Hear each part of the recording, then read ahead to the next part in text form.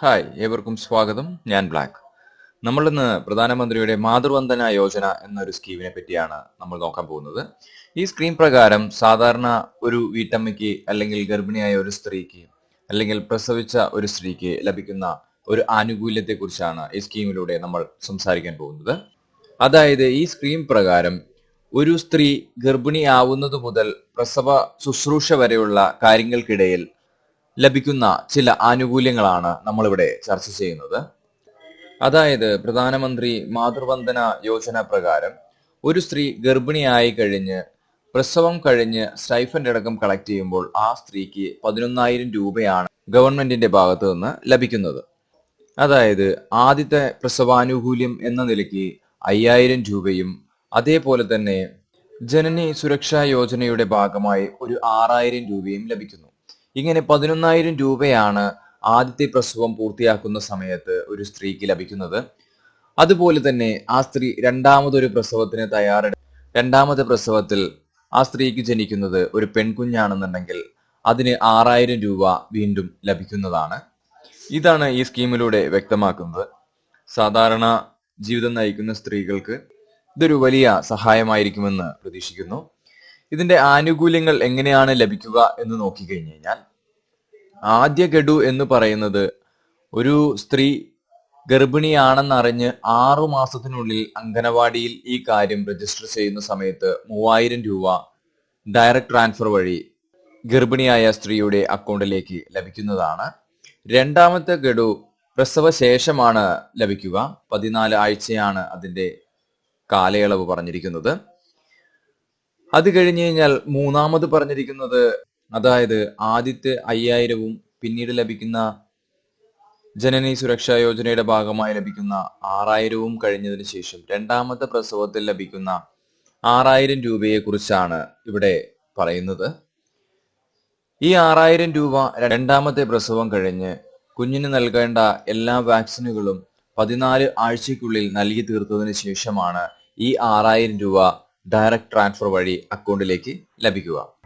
ഇതിൽ പ്രത്യേകിച്ച് ഒരു കാര്യം ഇവിടെ പ്രത്യേകിച്ച് എടുത്തു പറയുന്നുണ്ട്. ഗർഭം അലസി പോവുകയെ വീണ്ടും ഗർഭിണിയാവുക എന്നുള്ള സാഹചര്യം വരുമ്പോൾ ഈ സ്ത്രീയെ പുതിയ ഗുണഭോക്താവായി കണക്കാക്കും. അതായത് ആദ്യം ലഭിച്ച 5,000വും 6,000 രൂപയും വീണ്ടും ലഭിക്കും കേട്ടോ. അങ്ങനെ ഒരു വ്യത്യാസം കൂടി ഇതിലുണ്ട്. ഈ സ്കീമിലേക്ക് അപേക്ഷിക്കുന്നതിന് ആവശ്യമായ യോഗ്യതാ മാനദണ്ഡങ്ങൾ എന്താണെന്ന് നമുക്ക് നോക്കാം.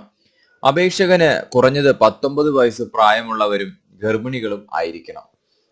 അതായത് നമുക്ക് മിനിമം 19 വയസ്സ് ആവണം. അതായത് നമ്മൾ മേജർ ആയിരിക്കണം എന്നാണ് അതിലൂടെ ഉദ്ദേശിക്കുന്നത്. അപേക്ഷകൻ ജോലിയുള്ള ആളും ഗർഭധാരണം മൂലം വേതന നഷ്ടം അനുഭവിക്കുന്നവരും ആയിരിക്കണം. ഇതിപ്പോ വലിയ കാര്യമായി ചിന്തിക്കേണ്ട ആവശ്യമില്ല. സാധാരണ ജോലി ചെയ്തു പോകുന്ന ആൾക്കാരാണെങ്കിൽ പോലും കൂലിപ്പണി എന്ന് പറയുന്നതാണെങ്കിലും അതൊരു ജീവിത മാർഗമാണ്. അതിലൂടെ അവർക്ക് വേതനം ലഭിക്കുന്നതാണ്. ഒരു പ്രസവം ഒരു ഗർഭിണി വീട്ടിലുള്ള സമയത്ത് പലർക്കും ജോലിക്ക് പോകാൻ സാധിക്കില്ല. സോ ആ കാര്യങ്ങൾ ബോധ്യപ്പെടുത്തിയാലും നമുക്ക് ഈ ആനുകൂല്യം ലഭിക്കുന്നതാണ്. ആദ്യ പ്രസവത്തിന് മാത്രമേ പദ്ധതി ബാധകമാകൂ. അതായത് ഉദ്ദേശിക്കുന്നത് ഇത്രേ ഉള്ളൂ. ഒന്നാമത്തെ പ്രസവത്തിൽ ആദ്യത്തെ പ്രസവത്തിലാണ് നമുക്ക് 11,000 രൂപ ലഭിക്കുന്നത്. രണ്ടാമത്തെ പ്രസവത്തിൽ 6,000 രൂപയെ ലഭിക്കുന്നുള്ളൂ.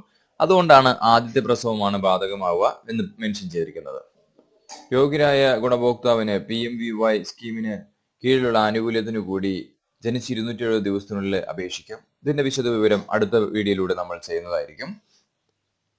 ഒരു ഗുണഭോക്താവ് അവളുടെ രണ്ടാമത്തെ ഗർഭാവസ്ഥയിൽ ഇരട്ട കുട്ടികൾ, 3 കുട്ടികൾ, 4 കുട്ടികൾ പ്രസവിച്ചാൽ ഒന്നോ അതിലധികമോ കുട്ടികൾ പെൺകുട്ടികളാണെങ്കിൽ PMMVY 2.0 മാനദണ്ഡങ്ങൾ അനുസരിച്ച് അവൾക്ക് രണ്ടാമത്തെ പെൺകുട്ടിക്ക് ഇൻസെന്റീവ് ലഭിക്കും. ഓക്കെ, ഇനി നമുക്ക് സമൂഹത്തിലെ സാമ്പത്തികമായും സാമൂഹ്യമായും പിന്നാക്കം നിൽക്കുന്നവരെ എങ്ങനെയാണ് കണക്കാക്കുന്നത് എന്ന് നമുക്ക് നോക്കാം. പട്ടികജാതിയിലും പട്ടികവർഗത്തിലും പെട്ട സ്ത്രീകൾ, അതായത് ഷെഡ്യൂൾഡ് കാസ്റ്റ് അല്ലെങ്കിൽ ഷെഡ്യൂൾഡ് ട്രൈബിൽ വരുന്നവരെ സാമൂഹികമായി പിന്നാക്കം നിൽക്കുന്നവർ എന്നാണ് കണക്കാക്കുന്നത്. ഭാഗികമായോ പൂർണ്ണ വൈകല്യമുള്ള സ്ത്രീകളെയോ പിന്നാക്കം നിൽക്കുന്നവരായി കണക്കാക്കുന്നു. മിനിമം 40% വൈകല്യമെങ്കിലും ഉണ്ടായിരിക്കണം. BPL റേഷൻ കാർഡുള്ള വനിത. BPL റേഷൻ കാർഡുള്ള വനിതകളെ സാമ്പത്തികമായി പിന്നോക്കം നിൽക്കുന്നവരായിട്ടാണ് കണക്കാക്കുന്നത്.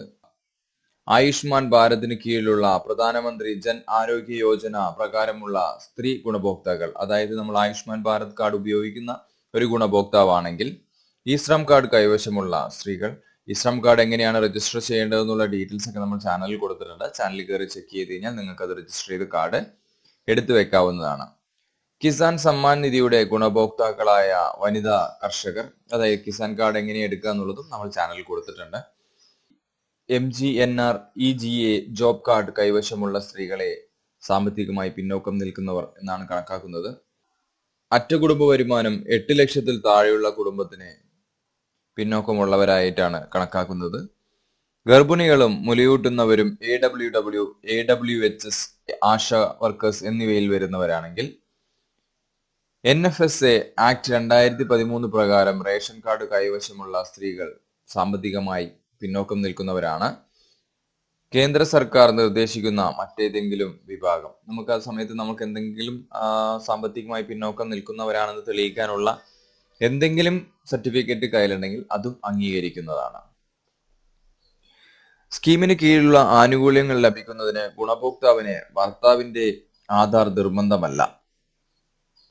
കേന്ദ്ര സർക്കാർ, സംസ്ഥാന സർക്കാരിലോ പൊതുമേഖലാ സ്ഥാപനത്തിലോ സ്ഥിരമായി ജോലി ചെയ്യുന്ന എല്ലാ ഗർഭിണികൾക്കും മുലയൂട്ടുന്ന അമ്മമാർക്കും അല്ലെങ്കിൽ നിലവിലുള്ള ഏതെങ്കിലും നിയമപ്രകാരം സമാനമായ ആനുകൂല്യങ്ങൾ ലഭിക്കുന്നവർക്കും PMMVY പ്രകാരമുള്ള ആനുകൂല്യങ്ങൾ അർഹതയില്ല. ഇത് മനസ്സിലാക്കുക കേട്ടോ. എന്തായാലും ഇത്രയും കാര്യങ്ങളാണ് നമ്മൾ ഈ വീഡിയോയിലൂടെ ചർച്ച ചെയ്യുന്നത്. എന്തായാലും ഈ വീഡിയോ പാവപ്പെട്ട അമ്മമാർക്ക് ഉപകാരപ്രദമാവട്ടെ. Thank you.